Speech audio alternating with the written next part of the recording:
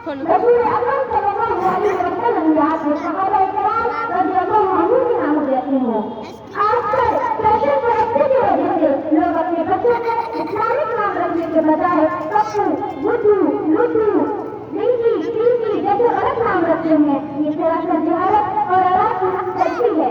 دوسری ذمہ داری ہے کہ اولاد کی اچھی تعلیم و تربیت کریں. بہترین تہذیب و اخلاق سکھائیں، اسلام کے طریقے اور دین سکھائیں. اگر یہ بچے جاہل رہ جائیں گے تو وہ والدین کے حقوق، بیوی شوہر کے حقوق، رشتے دار پڑوسی کے حقوق نہیں جان پائیں گے. پھر بڑے ہو کر بیٹا باپ پر ظلم کرے گا، بیٹی ماں کو مارے گی، شوہر بیوی کو ستائے گا، بیوی شوہر کو نافرمانی کرے گی. اس لیے ہم والدین کو اپنے بچوں کو دینی تعلیم دینا لازمی سمجھے، ورنہ بعد میں سوائے ہاتھ ملنے کی کچھ نہیں بچے گا. آج ہم اپنے بچوں کے لیے روپیہ، پیسہ، گاڑی، بنگلے سب کچھ چھوڑ جاتے ہیں مگر اس کی آخرت کی فکر نہیں کرتے. پیارے آقا صلی اللہ علیہ وسلم نے فرمایا کوئی بھائی اپنے بچوں کو بہترین تربیت سے اچھا اور کوئی تحفہ نہیں دے سکتا. ایک حدیث میں ہے کہ جب آدمی مر جاتا ہے تو اس کے اعمال منقطع ہو جاتے ہیں مگر 3 اعمال باقی رہ جاتے ہیں. ان 3 اعمال میں وہ نیک ایسا بھی ہے جو اپنے والدین کے لیے دعا کرتا ہے.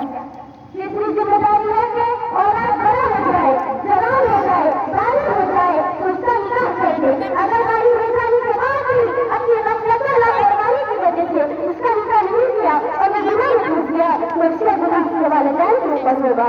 آج کے احوال پر غور کیجیے تو نظر آئے گا ہمارے بچے جوان ہو گئے پر ہم نے اس کے نیچے زندگی کی فکر نہیں کی. وہ غلط راہ پر جائے، ناجائز تعلقات رکھے، موبائل و انٹرنیٹ کا غلط استعمال کرے پر ہم ذرا بھی ٹینشن نہیں لیتے. وقت پر شادی نہ ہونے کا جو نتیجہ آج سامنے آ رہا ہے وہ آپ سب کو معلوم ہے.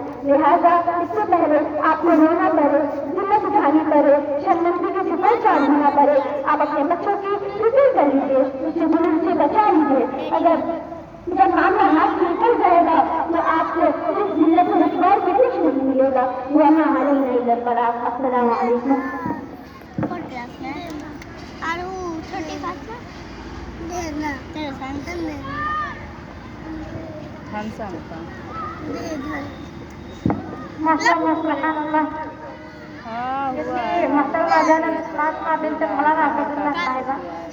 جو ماشاء اللہ بڑے ہی اچھے انداز میں تقریر پیش کر رہے ہیں. اب میں علی مقررہ صوبہ بنت مولانا قدیمہ صاحب کو دعوت دی.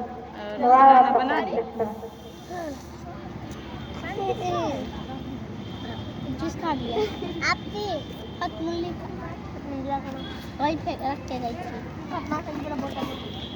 چاندی ہے چاندی. السلام علیکم ورحمۃ اللہ وبرکاتہ.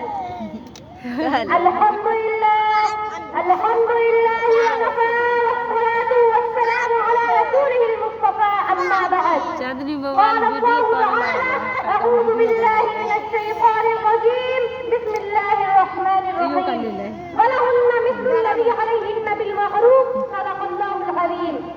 مکرمی سامعات، آج سے 1400 سال پیچھے چلی جائیے جب لڑکیوں کو زندہ دفن کرنا فخر کی بات سمجھی جاتی تھی، جب عورتوں کو صرف ایک عیش کا سامان سمجھا جاتا تھا، جب عرب جیسا جاہل معاشرہ عورت کو رنگ محفل سمجھتا تھا، جب ماں بہنوں کی عزت خاک میں ملائی جا رہی تھی، جب یوروپ میں اس بات پر تاکید جاری تھی کہ عورت انسان ہوتی ہے یا نہیں، جب افلاطون جیسا فلسفی یہ کہہ رہا تھا کہ عورتوں میں بھی جان ہوتی ہے، جب قرآن جیسا دماغ یہ کہہ رہا تھا کہ عورت ایک بندہ ہے جو مردوں کو پھنسانے کے لیے بنایا گیا ہے، غرض یہ کہ دنیا کی کوئی ایسی شام نہ تھی جو عورتوں کی تدلیل پر ختم نہ ہوتی ہو اور کوئی ایسی صبح نہ تھی جو عورتوں کے لیے حملہ پیغام نہ لاتی ہو.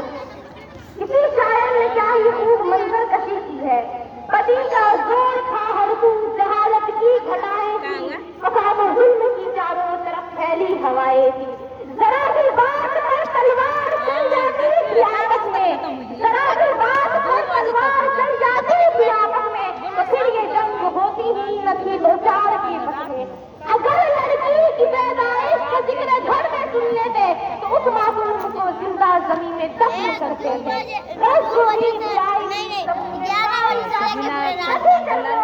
آنکھوں میں گھڑ گھڑ دے